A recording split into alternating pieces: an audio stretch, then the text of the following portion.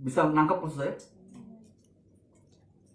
Jadi kalau pakai hukum Taurat ayat 19 ini udah berbeda makna. Makanya banyak perdebatan. Makanya banyak perdebatan di kalangan teolog yang mengatakan bahwa hukum Taurat itu masih perlu dilakukan di dalam gereja. Tapi kalau kita merujuk kepada bahasa teks aslinya, misalnya tidak memakai kata the law, lagi, tidak memakai kata nomos lagi, hukum Taurat bukan, tetapi perintah ini, commandment. Nanti saudara bisa cek. Jadi jangan langsung percaya aja sama saya, nanti belajar lagi di rumah. Bener nggak sih kata Bang Anton gitu? Ya, selidiki lagi. Jadi kalau kita melihat ayat 19 ini dengan terjemahan seperti ini, karena itu siapa yang meniadakan salah satu perintah ini, sekalipun yang paling kecil, dan mengajarkannya demikian kepada orang lain, ia akan menduduki tempat yang paling rendah di dalam kerajaan sorga. Tetapi siapa yang melakukan dan mengajarkan segala perintah-perintah, perhatikan baik-baik lagi, pakai komandemen atau the law lagi tuh? The law, apa komandemen? Ayat 19. Komandemen lagi. Jadi ini berhubungan dengan perintah hukum yang baru, saudara Tuhan. Ayat yang 19 ini. Siapa yang melakukan perintah ini? Yang kedua, siapa dan mengajarkan segala perintah ini, ia akan menduduki tempat yang tinggi dalam kerajaan sorga. Perintah apa itu? Kasihilah. Kasihilah. Haleluya. Keduanya saling terkait, saudara Tuhan. Dalam Matius pasal 22, 36 sampai 40 katakan keduanya memiliki kesetaraan. Gak ada yang lebih besar. Bohong kalau kamu bilang kamu mengasihi Tuhan, tetapi kamu membenci. Omong kosong dulu. Nanti kita akan lihat ayatnya. Gak boleh abaikan ini. Wah, yang penting saya melayani Tuhan. Saya pimpin puji-pujian. Saya singer di gereja. Khotbah di pemuda. Khotbah di Kamis. Khotbah di Sabtu. Sementara kita menutup mata terhadap teman-teman kita di sekitar kita. Sementara kita melihat orang-orang yang kelaparan di sekitar kita. Sementara kita tutup mata terhadap orang-orang yang membutuhkan pertolongan kita. Dikatakan kamu adalah penipu, kamu adalah pendusta. Kata 1 Yohanes pasal yang keempat ayat 20 sampai 21. Yohanes 4 ayat ke-20 sampai 21. Jikalau seorang berkata, aku mengasihi Allah, dan ia membenci saudaranya, ya? Maka ia adalah pendusta. Dia adalah pendusta. You are liar. Pembohong kamu. Karena barang siapa tidak mengasihi saudaranya yang dilihatnya, tidak mungkin mengasihi Allah. Bagaimana mungkin kamu mengasihi Allah yang gak kelihatan, sementara yang kelihatan kamu abaikan? Dan perintah ini kita terima dari Dia. Barang siapa mengasihi Allah, dia harus juga mengasihi. Barang siapa mengasihi Allah, dia harus juga mengasihi sesamanya, saudaranya, saudara Tuhan. Ini hukum yang baru, tersimpul. Ketika kita mampu melakukan kedua hal ini, maka kita sempurna dalam hukum Taurat, saudara Tuhan. Sama seperti Yesus, kita mampu melakukan hukum Taurat. Hal ini menjadi standar kita. Standar baru, hukum yang baru, yang dibawa dan dikerjakan oleh Yesus, saudara Tuhan. Inilah undang-undang baru kerajaan sorga. Haleluya, saudara Tuhan.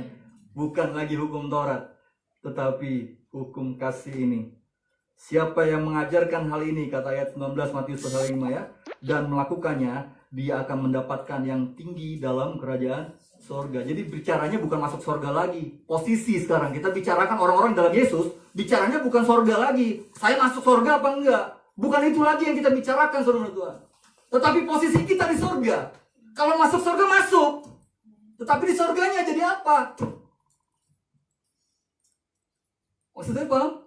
Dapat maksudnya? Itu yang harus kita kejar saat ini. Bukan masuk sorganya, tetapi posisi kita nanti di sana.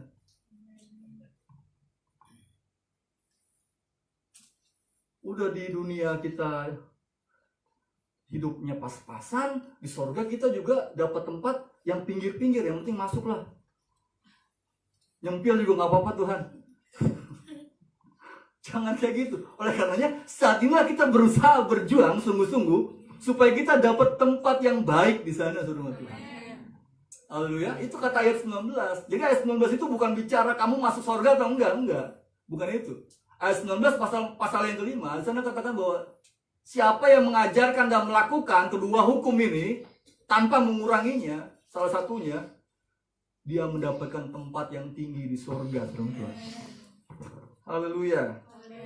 Melalui Yesus, hukum Taurat disimpulkan dalam kasih, disempurnakan, dilengkapi dengan kasih, teman-teman. Kasihilah Tuhan Allahmu dengan segenap hatimu, dan kasihilah sesamamu manusia seperti engkau mengasihi dirimu sendiri.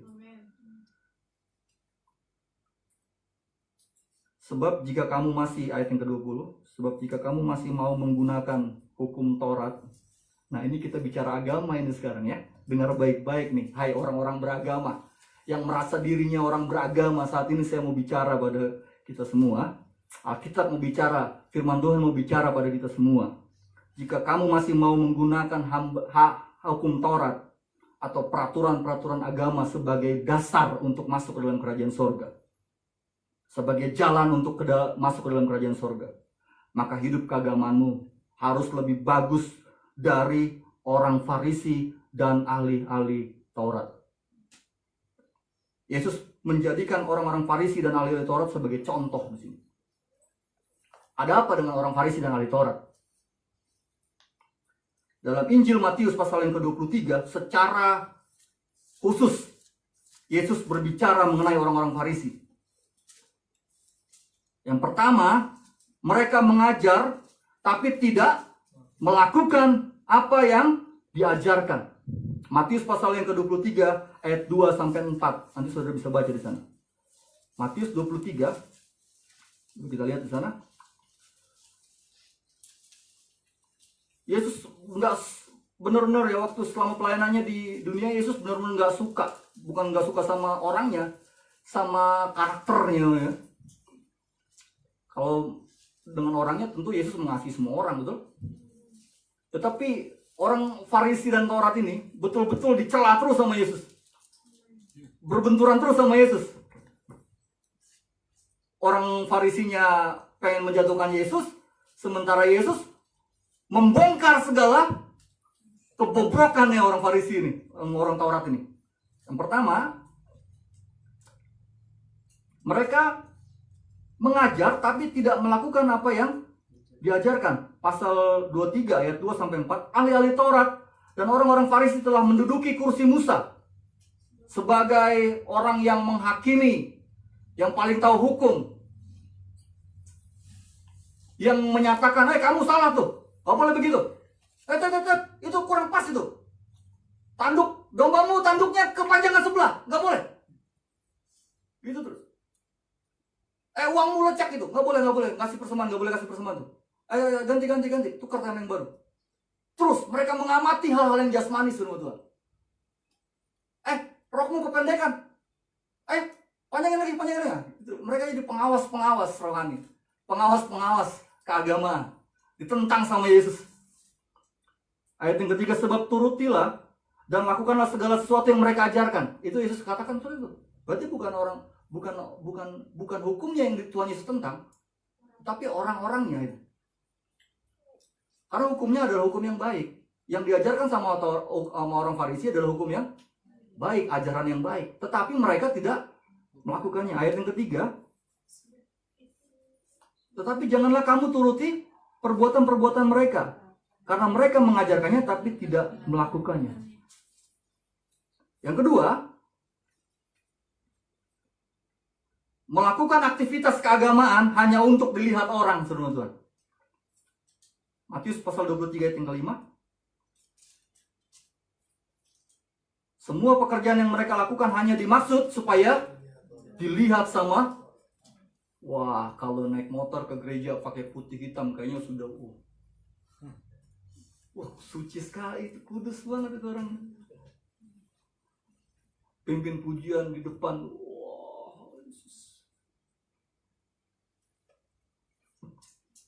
Minta foto lagi pasti. Sebenarnya gue fotoin saya. Supaya terlihat wibawa surgawinya. Sekarang sesuatu aktivitas rohaninya cuman pengen dilihat orang doang, supaya orang nilai dia. Ini kehidupan keagamaan, saudara-saudara. Yang ketiga, apa yang terjadi dengan orang Farisi dan orang Taurat adalah orang Farisi rela menobatkan satu orang untuk sampai menyeberang laut, sampai menjelajahi seluruh dataran, seluruh bumi ini, tetapi bukan untuk menjadikan mereka masuk surga, justru menjadikan mereka lebih jahat dari sebelum orang itu bertobat, saudara. Itu yang Yesus katakan. Kamu jauh-jauh rela sampai menyeberang laut untuk menobatkan satu orang, tetapi bukan untuk masuk sebagai warga surga. Kamu jadikan malah dia warga neraka. Karena buat mereka, orang-orang ini untuk menobatkan seseorang itu tujuannya bukan untuk supaya mereka, nih kamu saya tobatkan supaya kamu lihat kerajaan surga, tapi supaya kamu mengikuti aku, mengikuti orangnya, mengikuti pendetanya, bukan mengikuti Yesusnya, saudara. Itu ayat yang ke-15, di sana saudara bisa lihat. Matius 23 ayat 15. Yang keempat, merasa diri paling benar dari orang lain. Lukas 18 ini doanya lucu sekali, saudara. Ini doa orang beragama ini.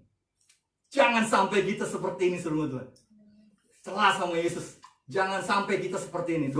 Lukas pasal 18, Lukas 18 ayat 23.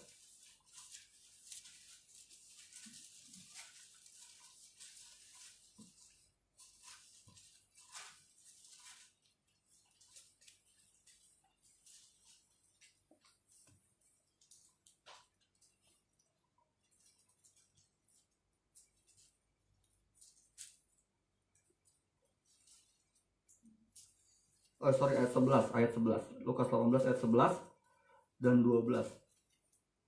Jadi orang Farisi, satu waktu orang Farisi ini berdoa. Di sebelahnya orang Lewi, pemungut cukai, orang berdosa. Lihat doanya orang Farisi ini. Ya Allah, aku mengucap syukur kepadamu, karena aku tidak sama seperti semua orang lain. Perhatikan baik.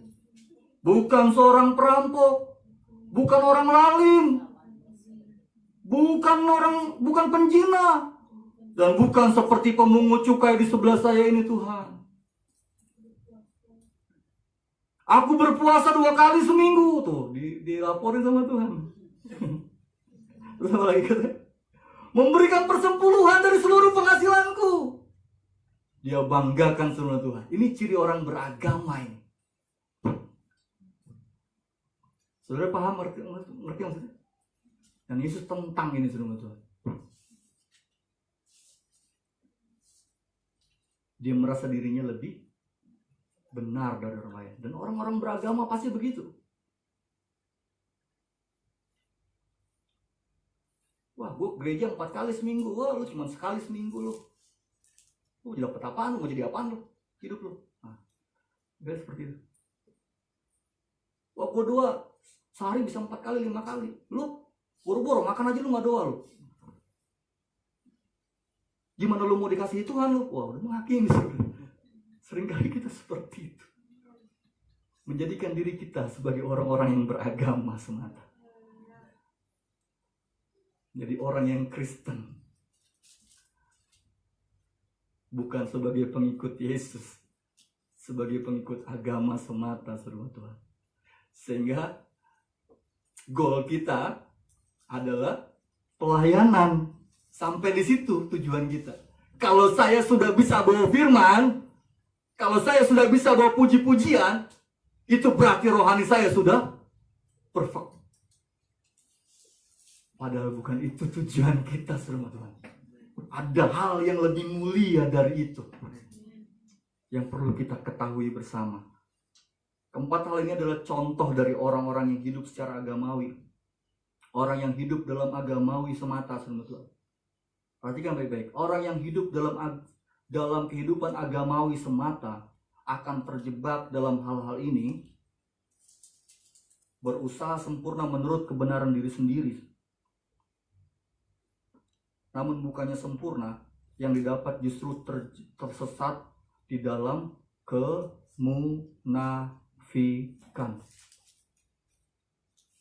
Ada haleluya sama Tuhan. Mungkin saudara lihat, oleh karena agama nggak akan menyelamatkan saudara Tuhan. Jadi kalau saudara menginjil, datang sama orang, bawa kabar keselamatan itu, jangan bawa agama. Karena banyak orang yang sudah alergi sama Kristen, udah enak sama kekristenan. Betul? Berapa banyak saudara Tuhan? Orang-orang yang nggak ke gereja lagi gara-gara orang Kristen. Boro-boro dia mau datang sama agamanya. Boro-boro dia mau simpatik sama agamanya. Karena nggak ada bedanya sekarang orang Kristen dengan orang-orang lain. Nggak ada. Tapi bawalah nama Yesus. Beritakanlah nama Yesus. Karena semua orang butuh Yesus. Semua orang perlu Yesus. Tapi kalau saudara baru-baru sudah bawa agama, oh agamaku paling hebat loh, masuk surga, udah enak, orang udah alergi saudara Tuhan. Terus terang aja saya mau bilang sama saudara,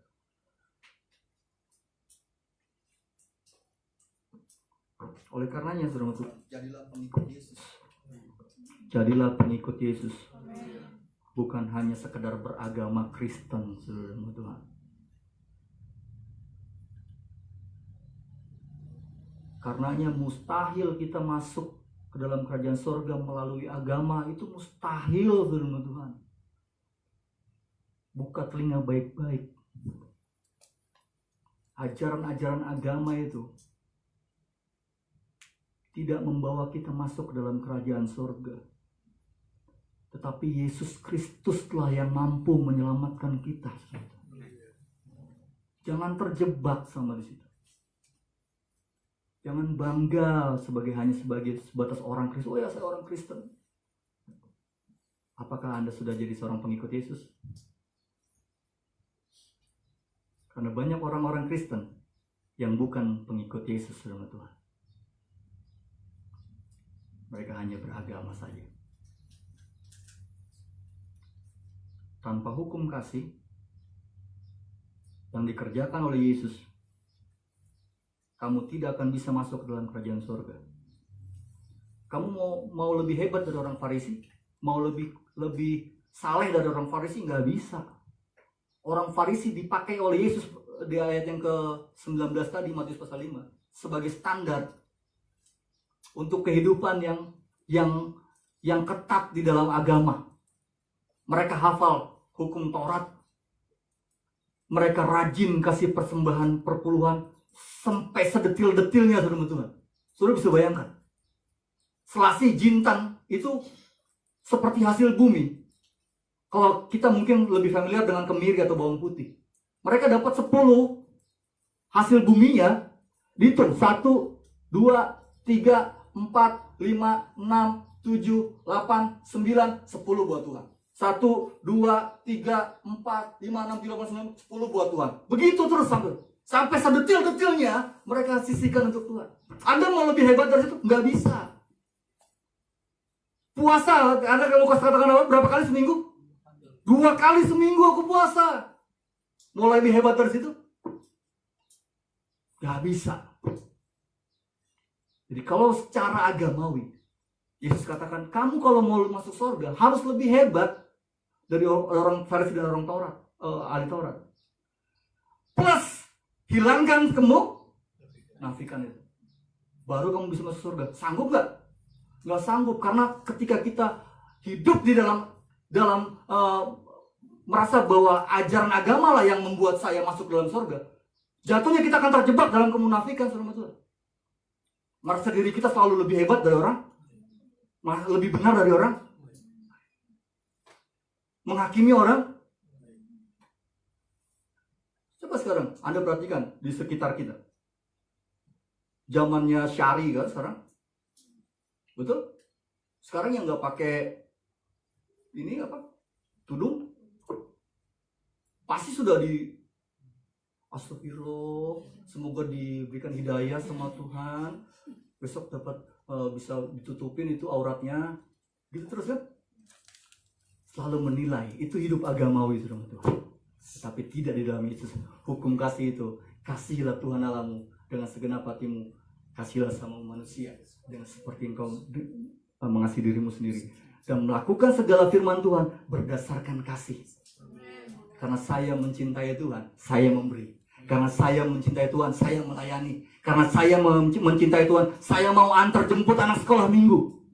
Karena saya mencintai Tuhan, saya melakukan segala sesuatu berdasarkan kasih itu, saudara. Itu yang berkenan di hadapan Tuhan.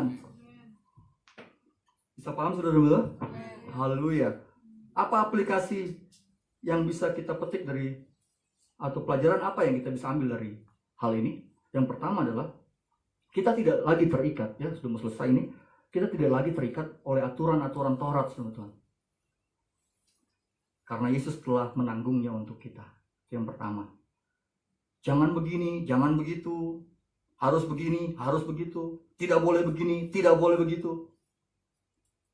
Tetapi kita melakukan firman Tuhan itu karena kasih. Atas dasar kasih. Bapak Anton Matius kasih makan jemaat kemarin minggu lalu, dasarnya kasih. Bukan karena saya begini, saya begitu, enggak. Kasih. Karena saya mengasihi ini orang-orang seperti Yesus kan, udah ikut lama dengerin khotbah Yesus panjang lebar, lihat, ini orang udah kelaparan nih. Terus ini orang udah pada lapar nih. Ada makanan enggak? Enggak ada, Tuhan. Cuman 5 roti sama 2 ikan, betul ya? Yaudah sini bawa. Sampai ke situ, saudara Tuhan. Dasarnya kasih, betul? Karena dia mengasihi, bukan mau cari pamer. Ini bos nih. Kasih lu pada ya. Para duafa ini. Gak gitu, saudara. Tetapi karena kita mengasihi, saling mengasihi satu dengan yang lain, dan itu berkenan di hadapan Tuhan, saudara. Tuhan perhitungkan itu, saudara. Oleh karenanya bukan soal besar kecilnya yang kita berikan, tetapi dasar pemberian kita itu. Haleluya, saudara-saudara. Menghormati ortu, menghormati orang tua, bukan karena dia lebih tua dari gua. Nih, karena lu lebih tua aja dari gua, makanya gua hormatin. Enggak, dasarnya bukan itu. Karena Alkitab ajarkan ya, saya makanya menghormati kamu tidak. Karena saya mengasihi Tuhan, saya menghormati orang tua saya. Itu dasarnya. Beribadah, berdoa karena saya mengasihi Tuhan, bukan karena dipaksa. Bukan karena kewajiban. Hari Minggu orang Kristen harus ke gereja. Kenapa kalau nggak ke gereja? Nanti diomongin sama tetangga, kok Kristen nggak ke gereja sih? Dasarnya itu. No, saya datang ke gereja karena saya mengasihi Tuhan. Haleluya, selamat Tuhan. Yang kedua, aplikasi apa yang dapat kita terima hari ini adalah bukan hanya sampai memahaminya, tetapi kita juga harus melakukan dan mengajarkan hal ini kepada orang lain. Halo, semua perhatikan itu. Anda harus mengajarkan ini juga kepada orang lain. Supaya apa? Seperti yang saya telah singgung tadi. Bukan supaya masuk surga, tetapi supaya kita punya posisi yang, ayat yang berapa? 19 tadi? Supaya siapa yang mengajarkan dan melakukan ini mendapatkan tempat yang tertinggi, saudara Tuhan. Ada haleluya, saudara Tuhan. Haleluya. Sepertinya mudah memang. 2 hal doang dibandingkan seluruh hukum Taurat, mendingan kita lakukan 2 hal ini. Kelihatannya mudah, cuma mengasihi Tuhan Allah dan sesama. Wah, enak, cuma 2 doang kita ngelakuinnya. Simple nih, enak nih, mudah nih. Apanya yang mudah? Coba renungkan baik-baik. Mengasihi Tuhan Allah itu mudah nggak? Pada faktanya, kenyataannya, mengasihi sesama dengan seperti mengasihi diri kita sendiri, mudah nggak? Kadang-kadang kita, mohon maaf ya, kue kita diambil sama teman aja kita udah sewot setengah mati. Betul? Gimana loh? Mengasihi sesama seperti mengasihi diri sendiri. Itu bukan hal yang mudah, sebetulnya. Jadi jangan pikir, cuma 2 nih, enak nih. Gampang. Kasih Tuhan dan kasih sama. Tetapi cerna baik-baik. Dengan segenap hatimu dan segenap akal budimu. Arti seluruh hidupmu mengasihi Tuhan. Yang kedua, kasih sama manusia seperti engkau mengasihi. Hey bro, susah bro. Satu yang mudah ini. Beruntung kita punya Roh Kudus, teman-teman. Amin. Roh Kuduslah yang membantu kita untuk melakukan hal ini. Semakin besar kuasa Roh Kudus dalam hidupmu, semakin kita mampu melakukan hal ini semua. Dengan kekuatan kita nggak akan mampu mengasihi orang lain seperti mengasihi diri kita sendiri. Nggak mungkin. Sulit. Tetapi dengan kekuatan Roh Kudus kita mampu semua Tuhan. Mengasihi Tuhan dengan segenap hati. Mengasihi sama seperti mengasihi diri sendiri. Yang ketiga, jangan lagi hidup secara agamawi, ya. Jangan lagi hidup secara agamawi. Lakukan segala sesuatu dengan kasih. Berapa banyak orang yang tersandung dengan orang Kristen, dengan agama Kristen? Berapa banyak? Abad ke-15 di jaya-jayanya Eropa, ketika mereka menguasai hampir seluruh dunia, mereka berpencar ke seluruh dunia untuk menjajah bangsa-bangsa. Abad ke-18 Belanda masuk ke Indonesia. Apa yang hasilnya tentang penginjilan? Untuk penginjilan? Nothing, saudara Tuhan. Karena mereka orang-orang Kristen yang berperilaku seperti bukan orang Kristen. Slogan mereka 3G, Gold, Glory, Gospel. Gospelnya yang terakhir. Materi, Gold, Glory, kejayaan, kemuliaan. Terakhir, Gospel, Injil. Baru terakhir tuh. Makanya nggak heran banyak di Indonesia sampai abad ke-19 awal 1900-an benci sama orang Belanda. Bagaimana Yesus mau diterima kalau kita sudah dibenci duluan? Bagaimana? Nggak bisa. Oleh karena itu jangan bawa agama ketika memberitakan Yesus. Bawalah nama Yesus. Karena semua orang perlu Yesus.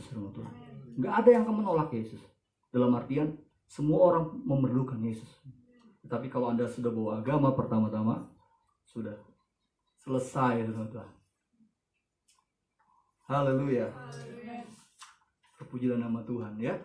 Kesimpulannya dari firman Tuhan pagi hari ini adalah bahwa hukum yang baru ini telah memerdekakan kita, telah membawa kita ke level yang lebih tinggi. Kita tidak lagi hidup secara agamawi, sama Tuhan. Yesus tidak menghendaki kita hidup secara agamawi. Dan ketika